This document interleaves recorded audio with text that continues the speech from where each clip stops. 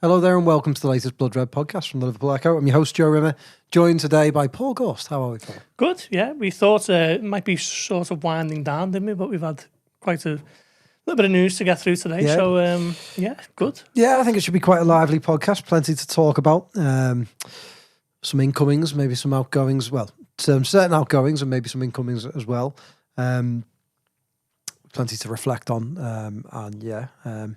Feels like transfer season is hitting Liverpool quite early this summer. So, plenty Well, the transfer window officially opens on Sunday, doesn't it? Yeah. Bit of a revamp. For what, 2 weeks? 10 days. 10 days, yeah, and then it closes again. I don't know why it closes. I don't know why they haven't just decided just to keep it open. But, yeah, it opens, doesn't it, for the teams who are in the Club World Cup.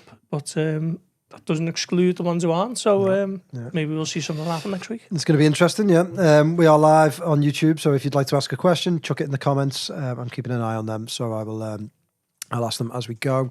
Of course, if you prefer to ask me a question on email form, joe.rim@reachplc.com. Always happy to ask them of the guys on the pod. I'm actually not here all next week, so I'll pass them on to whoever hosts the pod next week. We also leave us some stars, some thumbs up, some likes, some comments, lots of other nice things. Yeah. Just noticed you've got a sticker on there. What's that? This is Funzo Phonics. Oh, Shout out for them. Not that my phonics should be on point by now, but my son's phonics, he did well the other day in his class, and there you go. You got a little sticker from Mark from Funzo Phonics. So they love Mark from Funzo Phonics. So if he listens to the Blood Red podcast, doing a good job. Wouldn't he? Yeah. You got your hands on the trophy this morning. I did. Yes. Yeah. Sorry, mid-swig there. Yes, we were invited down to Anfield, weren't we, as members of the media to get our pictures taken with the brand new Premier League trophy, Liverpool's 20th English title, of course, and. Yeah, it was nice, wasn't it? In the main stand, a nice little picture opportunity with the family, and a nice way to spend the morning. My two kids had to be the only two kids who, like, when they were all going up to have their pictures taken, the fella was like, just be careful, because I think he thought one of the lads was just going to chuck it on the floor, but we got through it without any damage to the trophy anyway, which was nice. Well, first of all, our sponsors, NordVPN, have backed us all season. And we'll be backing us next season as well. So thank you very much, Nord. Some exclusive news there on the Blood Red podcast. But breaking news all the time. Breaking news, yeah. As we said, deal agreed is the yellow ticker. The big thing on the podcast today. Deals agreed then, maybe. Thank you, Nord. And to get the best discount off your NordVPN plan, go to nordvpn.com/bloodred. Our link gives you 4 months extra on a 2-year plan. There's no risk at all with Nord's 30-day money-back guarantee. The link is in the podcast episode description box. I'll certainly be using it this summer. You may be using it over in Japan on the club's pre-season tour. It's perfect for travelling, as is Nord's new app, Saily, which you can download from the App Store. It's an eSIM. It's really handy for travelling. You got good prices, everything like that. Just have a look for it in the App Store. I think I've told you about it before in the pod. And you can get an exclusive discount with our code BLOODRED at checkout to get 15% off your first purchase. For more information, go to the episode description box and you can find out more there. Before we start, Gorst, I want to make a serious point because first podcast since the events of Monday. It was a wonderful day until the incident that happened at the end or just after the parade. So you were on the parade bus. I was in town myself. We went for a pizza afterwards, came into a bar. My phone beeped. Like all these messages, are you okay? Are you okay? I had no idea what had gone on. Transpires that more than 50 people were injured when a car drove through crowds on Water Street. It was scary. It was really scary. We can only wish a full recovery. Thank God no one's been killed. Full recovery to those who have been injured and wish them well, and anyone affected by it as well. I know the club. And there are other ways you can get in touch with some mental health support should you need it if you experience any of that on Monday. Anything to say yourself? I know you were down there. No, I mean, it was an absolutely amazing day from start until right at the very end. Yeah. So we got off the bus about 6 p.m. at Blundell Street, and I was with Carl Woodward of Radio Merseyside, and as we got back into the Pullman Hotel to sort of finish off our work bits, it all started coming through, the news of what had happened, and just shocking, wasn't it? Shocking, horrendous. I mean, not really sure there's much more that we can add that hasn't already been said, but, thank the heavens that everyone is okay and that, people are on the mend, and just a really scary situation, which thankfully, wasn't as bad as it could have been. So, a real sour end to what was, for the majority of people, an unbelievable day. And we wish everyone who was affected by it, whether physically or mentally, if people witnessed it and stuff, to get well soon, I guess. And just a horrendous incident. Yeah, very much so. Right, we'll move on. We won't dwell on it, but as I say, all the very best to those injured and a speedy recovery to them. Let's start with Florian Wirtz. Lots of the questions are about him. You did a big piece on him this morning about everything we've learned so far about that deal. It's an exciting one for Liverpool, and feels like there's increasing confidence that they'll get that done. Yeah, I think that's fair to say. Liverpool are confident that they can do a deal. They, I was speaking to someone about this last week. We had a breaking news piece go up Friday evening, and at the time it was almost like this idea that formal talks have been underway is not necessarily accurate, because what constitutes formal talks? Liverpool have been in conversation with Leverkusen for a number of weeks over Jeremie Frimpong and Florian Wirtz, and they made a little bit of a pitch to the player and his entourage, his representatives, his father Hans and his mother Karen, and he had some thinking time to do on holiday after the end of the Bundesliga season, and Manchester City have decided that might be a little bit too costly for them, in the way that sort of Liverpool pulled out of the Jude Bellingham deal a couple of years ago. No guarantee that he was going to choose them anyway, so they've thought better of it and sort of made it known to certain journalists that was their stance.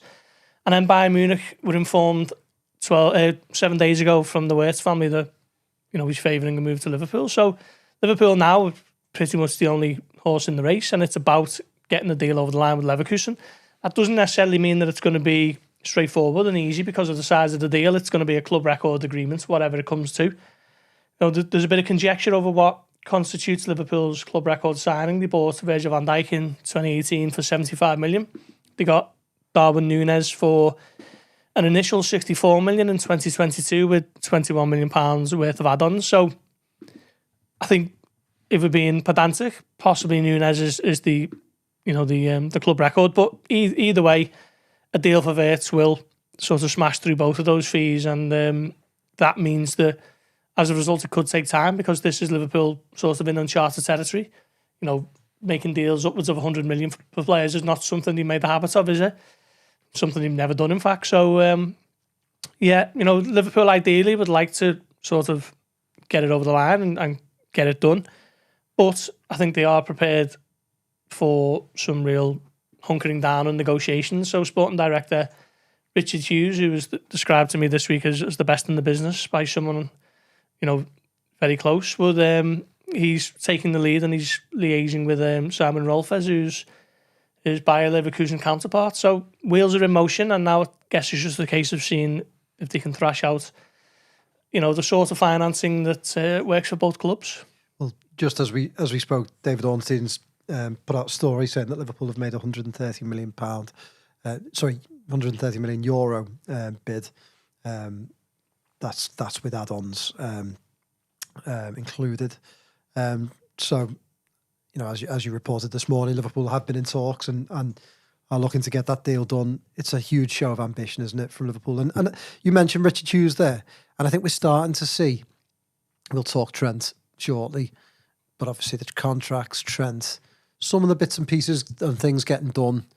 We're starting to see how impressive his work is, isn't it? I mean, we did obviously, he had summer last year, get his feet under the table, but he was responsible for bringing in Slot, and then some of this, and for Liverpool to jump the queue and to sort of flex their muscles with Bayern and Man City involved, it's pretty impressive, isn't it? Because I think you and I have sat here and talked in the past where Liverpool have felt like they're in the race for these types of players, and they always seem to be third horse in the race, or they seem to drop out when things get quite expensive. But Liverpool seem to have blown their rivals out the water when it comes to Wirtz. Yeah, it seems that way, and I suppose the encouraging thing from Liverpool supporters' perspective is that's not something that's done on finance alone. It's not like Liverpool have won the race because they're the most, they've got the owners with the deepest pockets or anything like that.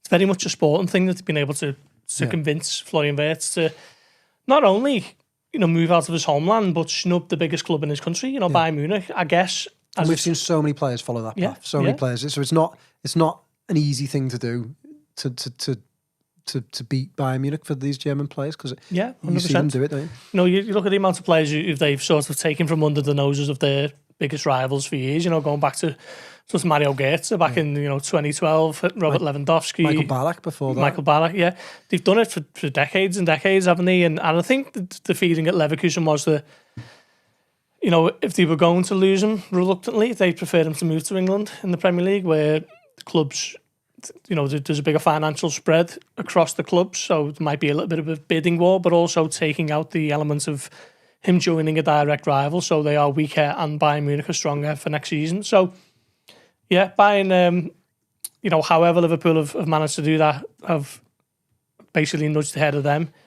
There was some suggestion that the Wirtz family were quite irritated by private briefings here or there. The Bayern were confident that they were winning the race or going to win the race when, Wirtz was in the process of making up his mind. So how much of a sway that's held, only he'll know, I guess. But Liverpool certainly have nudged ahead. And as you've just said then, David Ornstein's reporting it today.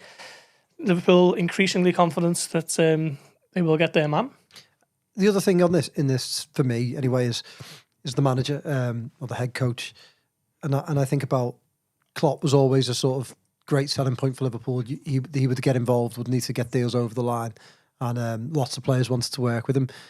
And I think we're seeing quite quickly how powerful a personality Slot is. I mean, I remember sort of the start of last season when you started to hear murmurings from Liverpool that like the players have been pretty blown away by his work, his attitude, the way he spoke to them.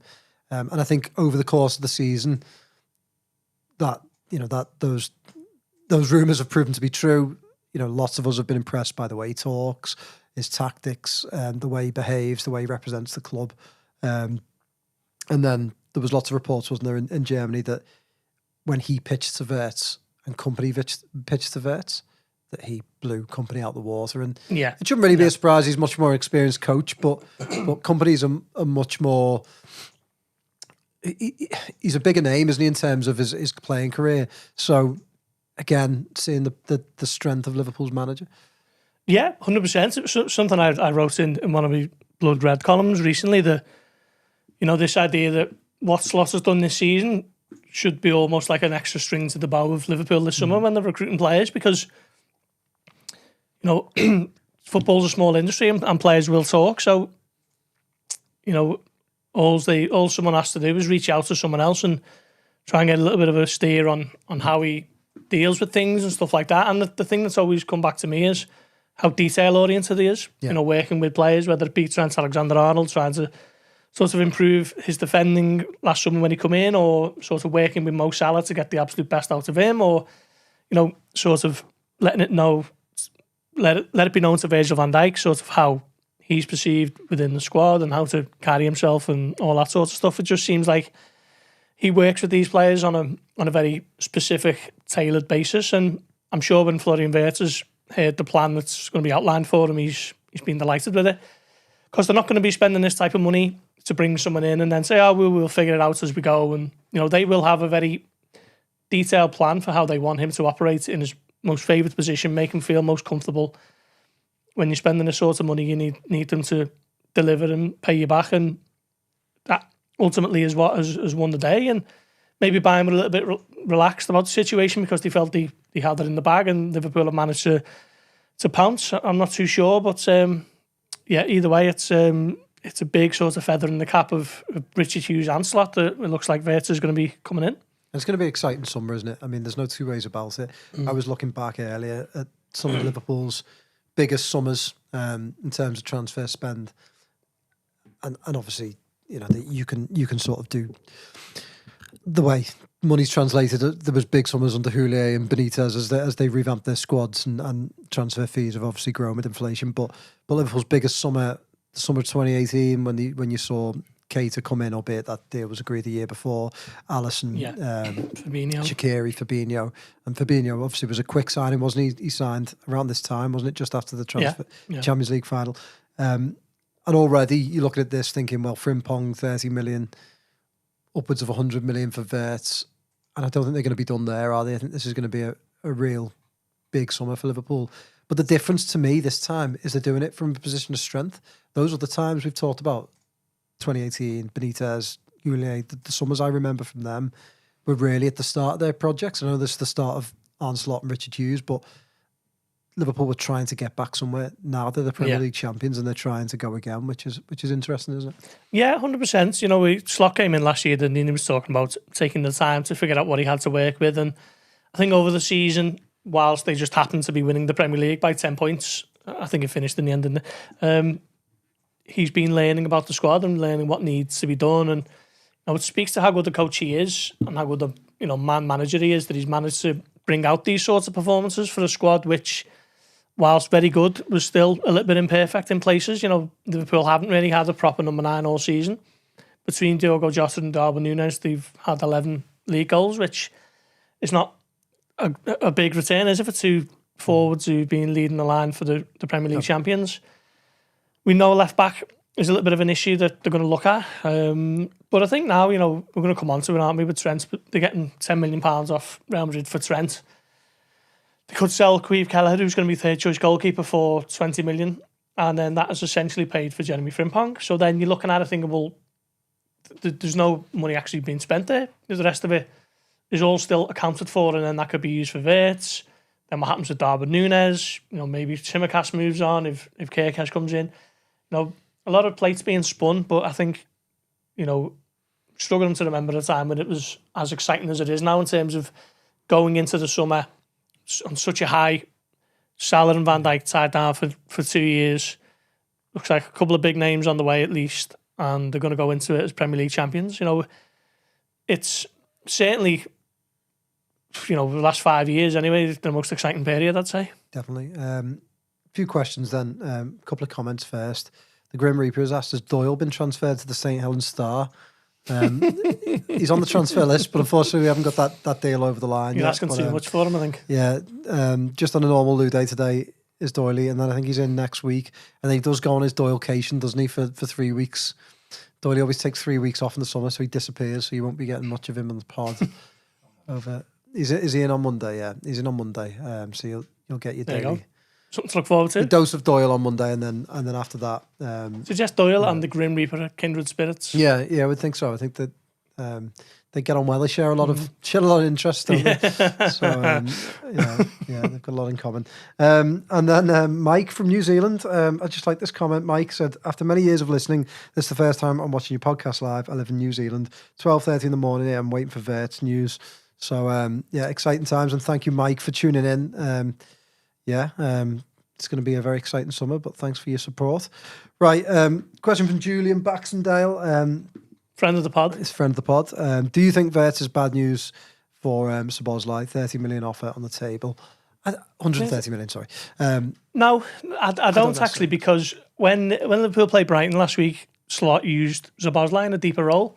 And he made the point of saying before the game that he's playing Szoboszlai where he wants to be played. So he spent a full season in a different role, getting used to it, adjusting, and if Szoboszlai does want to play in this deeper position, then that frees up Florian Wirtz to basically play there every week, doesn't he? If you're fit, let's face it, if you're paying this sort of money for players coming in, they are going to be one of your first choice starters. And I think what this will mean is that Liverpool now have four players going into the two positions in midfield. Yeah. So whereas Gravenberch and McAllister were basically playing every week, weren't they? And then you had Jones and Szoboszlai flipping in the two more advanced positions. I think now you'll get a bit more rotation in those deeper areas. So it'll be Gravenberch, McAllister, Szoboszlai and Jones battling for the two positions, which I think is no bad thing, because I think we know the Slot trusts all four of those players implicitly. So that, means that maybe further forward, if Harvey Elliott chooses to stay, then that might be a case where you're rotating your sort of number 10s a little bit with Wirtz and Elliott, and obviously there will be a sort of defined pecking order between those two, but I think it's quite exciting, really. And then you've got Wataru Endo. He was making some noises earlier this week about staying at the club, so it's the best news all summer for me. I mean, if he's not going to agitate to move, then I don't think Liverpool will look to move him on, because he's a very specialist sort of midfielder who will be needed next season for certain points of the season. I think as well, you don't discount experience. He's captain his country. He's very experienced. He keeps his head down. He's obviously a good pro, isn't he? And again, a big part of being a club that wins titles is just the attitude and players having the right attitude, eating right, training right, approaching games in the right manner, and someone like Endo has got that in spades, hasn't he? They're going to need it in Champions League games, aren't they? Where the one up with 15 to go in the first leg or whatever it may be, pretty much the role he's got now, and if he's happy to remain on the books, he's not going to be a big sort of earner on the wage bill, I'd guess, and. Maybe being a little bit cynical of me, but I can't see Liverpool selling him before that tour in Japan, because he is the captain of the national team there. He's a bit of a hero in his homeland. So I'm sure Liverpool will want him in the ranks to help with the presentation of the Japan tour, and wouldn't discount his quality as a player either. Don't always feel that Slot has been a massive fan of him, but he's certainly got a role to play. And, like I say, alongside those four midfielders, there is a spot for him in that squad. And, I don't think, to go back to the original question, I don't think Wirtz's arrival will mean bad news for Szoboszlai. Possibly good news, if anything. I think Szoboszlai is more than proven how important he is for this Liverpool squad this year. He has been a huge part of what they've done. The manager clearly likes him. I think you only have to look at really Elliott's position to know that Szoboszlai is by far his number one pick there. And I think Wirtz comes in and just gives them different options. He can play across the front line. He could play as a false nine. He could play, yes, he could take Szoboszlai's position in midfield at times, but also it gives you the option to drop him back. We saw him do that, didn't we, at Brighton? And just play slightly different formations and tweak things with different teams.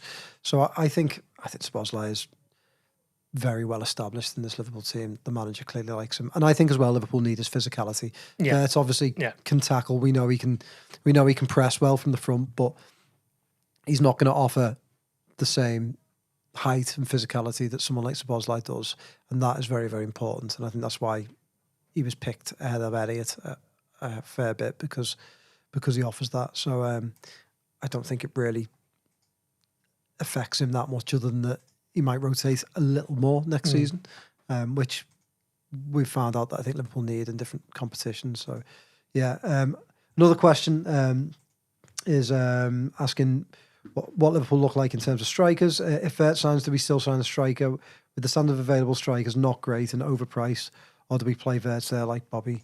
If we do, is Ekitike, I can never say his name, Ekitike is the best option. This is a really interesting one, this.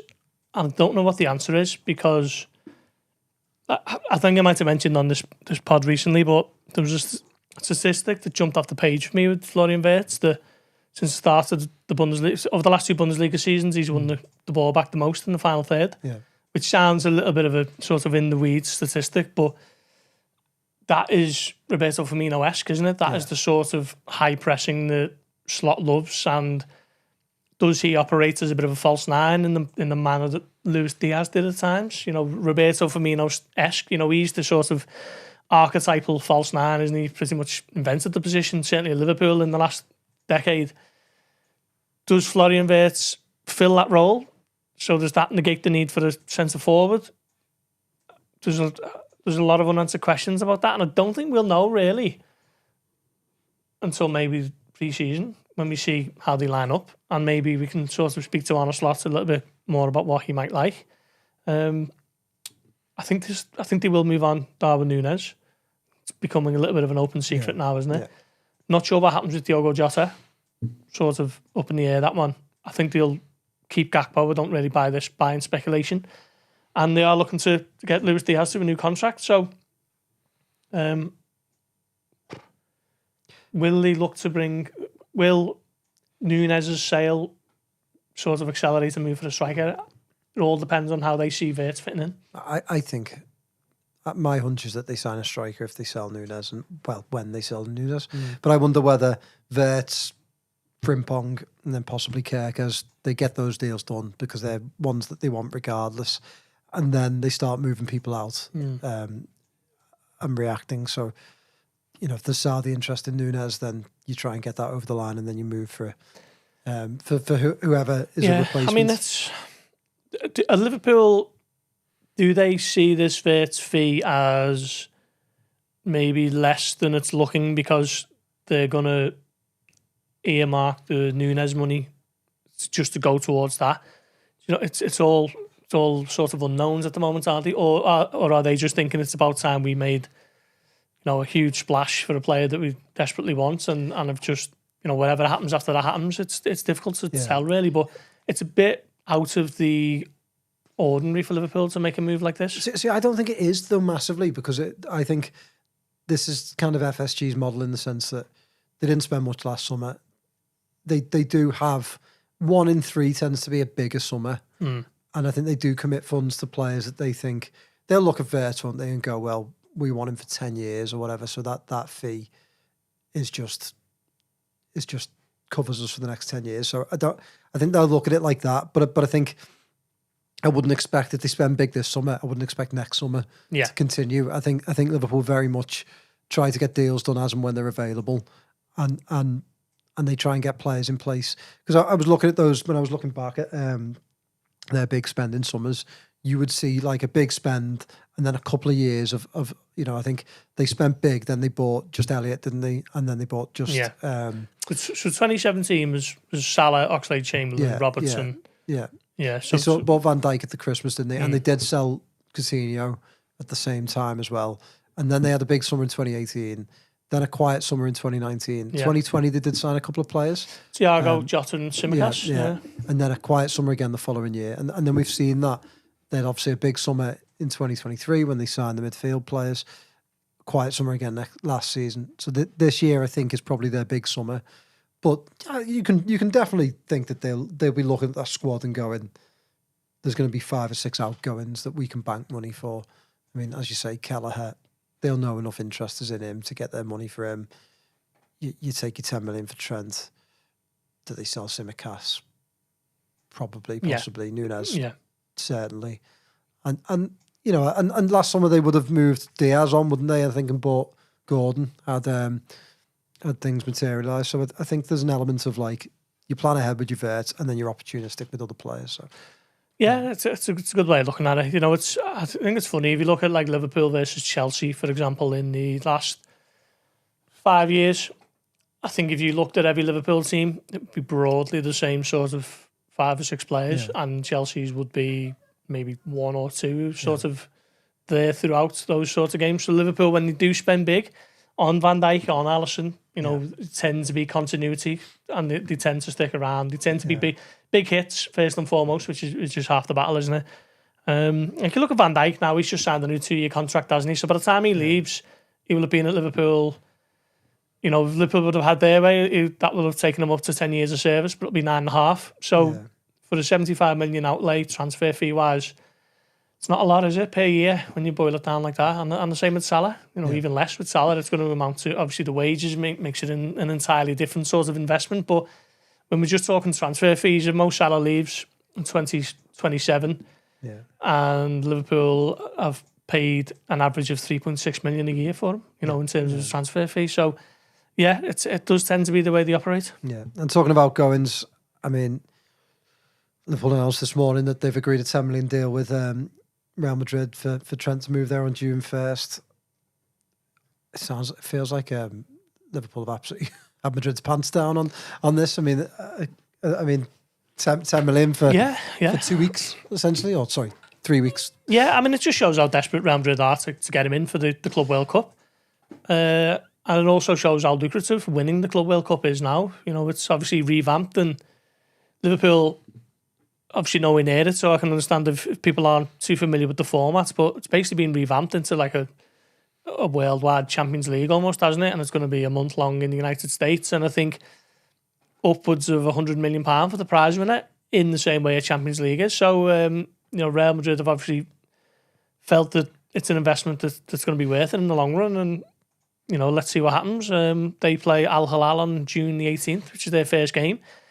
They wouldn't have had Trent in their ranks had they not agreed to pay this £10 million fee. And obviously they've been desperate for a right back since Carvajal did his ACL. They've been playing Fede Valverde there at times and really struggling to sort of patch up that right back area. And so Liverpool have done a great deal really for a player who would never kick a ball for them again. They've just got 10 million for him. So, and they're saving a month's worth of wages, and he's one of the highest earners. So you're looking at like close to 11 million there for Liverpool, just off selling a player whose contract was going to be up in 30 days anyway. So from that perspective, it's a win for Liverpool. It's not the big win that they'd have wanted in terms of signing down for another 5 years for the best years of his career. But in the circumstances, it's a very good deal for Liverpool. And considering Real Madrid were sort of opening the bidding at 850,000, a few weeks ago, you have to say it's another shrewd negotiation from the club. And let's see how Trent gets on in the Club World Cup. What did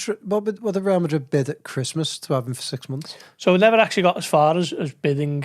No, it was just an actual fee. Yeah, and Liverpool was no. It's probably around half of what was mooted though, isn't it? Yeah, it did come out mooted a few days later in yeah. Spanish media. The 20 million would have been the sort of opening gambit had it got that far, but he was more valuable for Liverpool for the second half of the season, wasn't he? Than letting him go and then hoping Conor Bradley pulls through because Bradley was injured for parts of that as well, and who knows that the knock-on effect that might have had for the Premier League title bid. So all in all, I guess it's not the outcome that many would have hoped for a few months ago, but certainly a few weeks ago, looking at it now, it looks like a win for Liverpool. Yeah, and another example, isn't it, it's the sort of thing that Michael Edwards, there was always the famous Barcelona clause, wasn't there, that went into the Coutinho deal that kind of like was the hallmark of Michael Edwards thinking outside of what we're used to with transfers. And again, this feels like something from the Edwards school of negotiation, doesn't it? Yeah, very much so. It's an unusual deal, isn't it?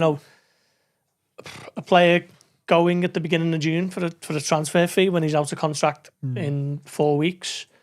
But, it's the transfer window, isn't it? FIFA have moved it round to facilitate clubs getting their ducks in a row for the best possible Club World Cup that they want to showcase to the world. So, let's see how he gets on. I guess he might be starting now against Al Hilal in a couple of weeks. I'd suggest a lot of players are not too keen to be being whisked off to United States for a month-long competitive tournament when you've just come off the back of a long, hard season. But money talks, doesn't it, in football? And, clubs certainly want to make sure that they're trying to win that more than perhaps they will have done previously, a mid-season, couple of games in, whatever it may be. So, let's see. But I'm not sure I'll be taking much notice of it. What about you? Talking of pre-season tournaments or post-season tournaments, Manchester United are currently 1-0 down to Hong Kong national team. In Hong Kong. Do you know what? I was thinking about this yesterday.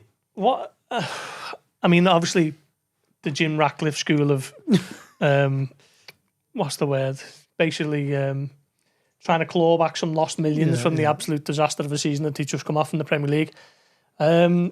So my guess would be that they've gone out there on a post-season tour to earn a few quid, but it's just becoming a PR disaster for them even more, isn't it? They've just been beaten to some sort of Asian All-Star team, like is an it? All-Star team, yeah. Now they're losing to the Hong Kong national team.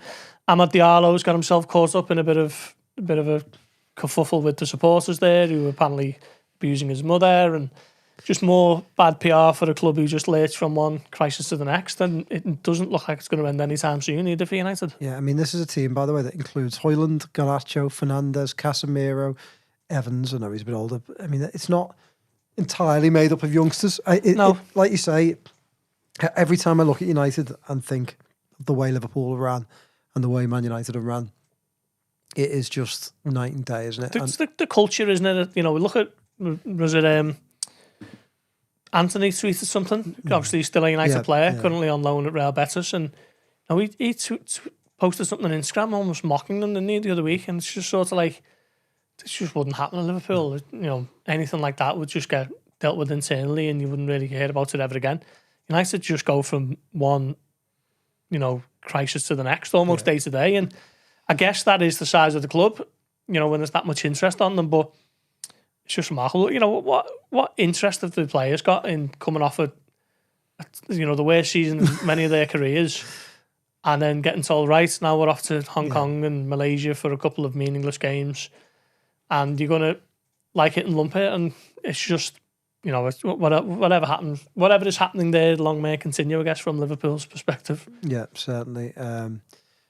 Someone's just put in the comments, FSG are the best owners in the league. I mean, I remember sitting here doing this podcast last summer, and it was quite the opposite. But again, you look at what Liverpool have achieved this season. You look at the state of the club, the finances. I was just at Anfield this morning again, wandering around the ground there.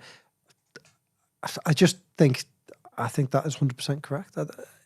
There are other ownership groups who might spend a bit more money, but has anyone really got the club in a self-sustaining model as well as Liverpool and FSG? Yeah. I mean, I guess you're looking at something like a Bournemouth or Brighton who were I suppose it's all it is all relative, but these clubs who are making good progress year on year, and Liverpool are certainly doing that themselves. It was funny on Monday, just looking on the bus, looking out at John W. Henry and his little poncho, getting stuck into a bottle of Carlsberg, plastic bottle of Carlsberg, and as it was teeming down on them all, it was just like, this is a surreal experience, that this is a Liverpool owner about to enjoy the party. But, this is what they signed up for, I guess, all those years ago, because Liverpool are run self-sustainably.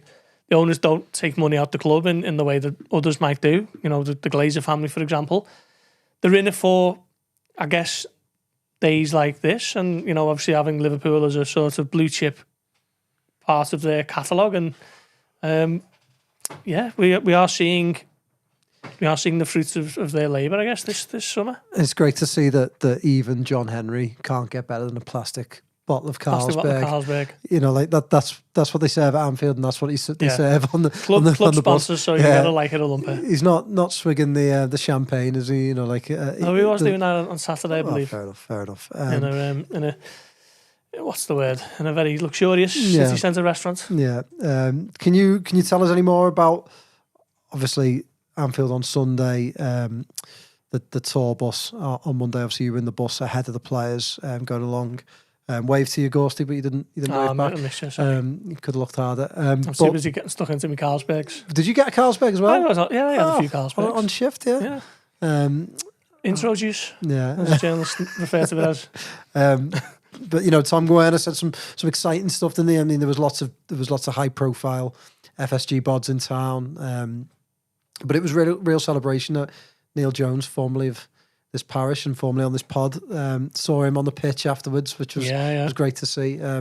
It really feels like a club that is just everyone pulling in the right direction, the same direction. Just felt like a celebration, didn't it? Yeah, I mean, we always say, don't we, that FSG's sort of less is more approach in terms of how much they get involved in day to day. They basically look to recruit the best people for the jobs and let it all flourish. And I guess that is totally fair when you look at the playing staff, the likes of Mo Salah and Van Dijk and Alisson, what a defender Van Dijk is, what a goalkeeper, what a goal scorer. Alexis McAllister, yeah, best midfielder in the play. And then you look at the manager, the painstaking work that went into recruiting him from Feyenoord, and he's proven it inside the year. What a shrewd decision that was. And that came from, Richie Hughes, who was headhunted by Michael Edwards, whose track record speaks for itself over the last decade in football. So I guess this is what happens when you get all the best people for the right jobs, sort of pulling in the same direction. And it's just, I think these are special times for supporters, aren't they?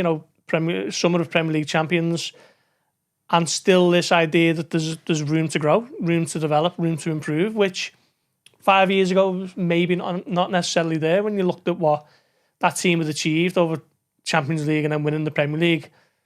Obviously the players are a lot younger then, the likes of Trent and Robertson and, Salah, Van Dijk, Alisson, but we know what happened there with the COVID season and the injuries and all that sort of stuff, but there's nothing really now that, certainly internally, that you're looking at and thinking this could hold Liverpool back. So I just think it's a really exciting time, and you know, asking about the bus specifically, it was just an incredible day, really. Starting at Alton Maze at about 2:30, snaked along the city, and I think we got to the Strand for about 6:15, and it was just remarkable seeing all the faces. You know, every single one of them was absolutely made up to see the heroes in front of them, and they don't come along very often, those sorts of scenes. You know, next year Liverpool will fight for the Champions League, they'll fight for the Premier League, and whatever happens, they'll do so again in following year's time, and then the year after that, they'll do so again. They're always going to be fighting for things like this, but when they actually happen, you know, they are to be enjoyed and savoured, and it's just an incredible day up until obviously the sad news about what happened on Water Street. Absolutely. We're going to wrap it up, but a few little things, bits and pieces, if you'll humour me before we go. First of all, on sale on June 5th is a book from our former colleague, friend Dan Kay, who passed away 2 years ago. Sam Carroll, also former friend of the show and former Echo colleague, has pulled together some of Dan's greatest articles. Dan wrote some really, really colourful long reads on some of the best players and moments in Liverpool history. Everyone from Steven Gerrard, John Aldridge, Andy Carroll, Graham Souness, Bob Paisley, Mario Balotelli, Craig Johnston. Yeah, all these sort of the colourful stories about some of the big signings and big moments, flops, heroes, legends. Are all in there. That's going on sale on June 5th. You can pre-order it now. If you type in LFC Stories Dan Kay into Google, you can find it on the Reach Sports shop, Amazon, Waterstones, wherever you get your books, really. But it's going to be a really good read. I had the pleasure of editing some of those stories, and I'm working with them, working with Dan when he was putting them together. And a share of the proceeds goes to the Dan Kay Foundation, which aims to tackle the stigma around mental health. I know you'd be looking forward to getting your hands on that. Yeah, you know, if you're a long-time subscriber of this podcast, you'll remember Dan and his insights, and he was just an unbelievable fella, a friend to everyone, when he at the Echo, whether you worked on sports, news, whatever department you were in, whatever area of the business, he was your mate. And just very tragic to lose him. What was it, 2 years ago now? And I mean, I think he was the man to write a book like this, wasn't he? Because he was just a walking Liverpool FC encyclopedia, wasn't he? He was a match goer home and away, loved by everyone who we went to match with.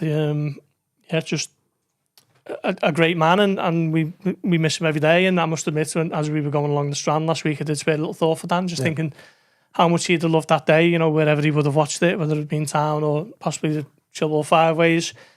Yeah, much loved, dearly missed, and I think his book is going to be a special keepsake for those of us who knew him and loved him. Yeah, whenever I sit with my dad over at Anfield, I used to see Dan coming up the stairs. He was sitting just behind us, and I always kind of have a glance at the stairs and think about seeing him. So there's a Facebook memory actually that come up from on my Facebook today, and it was. I think it was 4 years since we all went for a pint to watch the Champions League final between Chelsea and Man City, and pictured of me, you, Conor O'Neill, Sam Carroll and Dan there, and it's just, you know, I mean, that was a great night, and what a guy. We all miss him. Yeah. Also, if you'd like to get your hands on any of the Echo's newspapers from the past few weeks, obviously some really great souvenir editions, go to so it's shop.regionalnewspapers.co.uk, or type in Reach Regional Newspapers.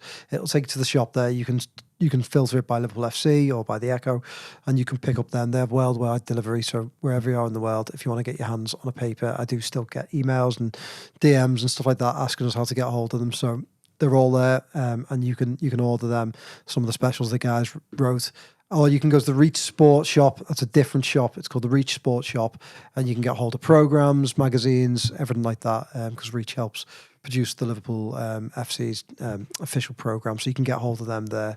A couple quick fire questions for you before we sign off, because they've just dropped into our comments. The Grim Sleeper, he's the one who asked about Ian before. Oh, the Grim Sleeper. Yeah, but to be fair, I think Ian still shares Many things in common with the Grim Sleeper. How close were we to Amarin or Alonso last year, Paul? Were they wanted before Slot?